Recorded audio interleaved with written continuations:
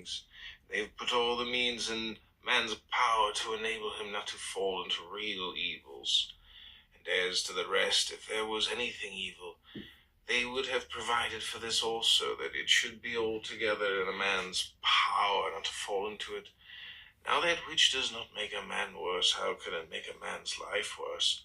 For neither through ignorance nor having the knowledge, but not the power to guard against or correct these things, is it possible that the nature of the universe has overlooked them, nor is it possible that it has made so great a mistake, either through want of power or want of skill, that good and evil should happen indiscriminately to the good and the bad. But death, certainly, and life, honor and dishonor, pain and pleasure, all these things equally happen to good men and bad, being things which make us neither better nor worse, therefore they are neither good nor evil. How quickly all things disappear! The universe, the bodies themselves, but in time the remembrance of them. What is the nature of all sensible things?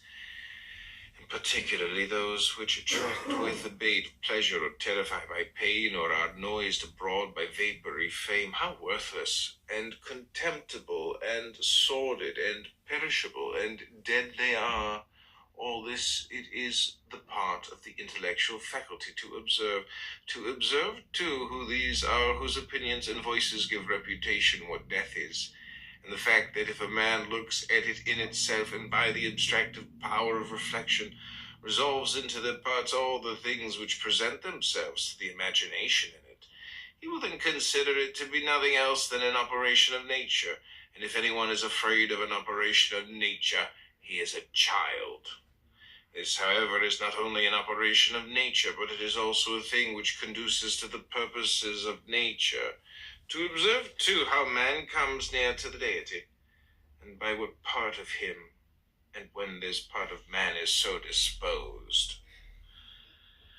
Nothing is more wretched than a man who traverses everything in a round, and pries into the things beneath the earth, as the poet says, and seeks by conjecture what is in the minds of his neighbors, without perceiving that it is sufficient to attend to the daemon within him.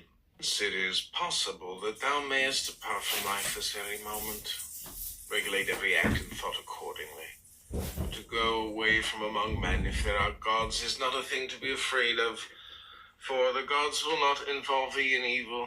But if indeed they do not exist, or if they have no concern about human affairs, what is it to me to live in a universe devoid of gods, devoid of providence? But in truth they do exist, and they do care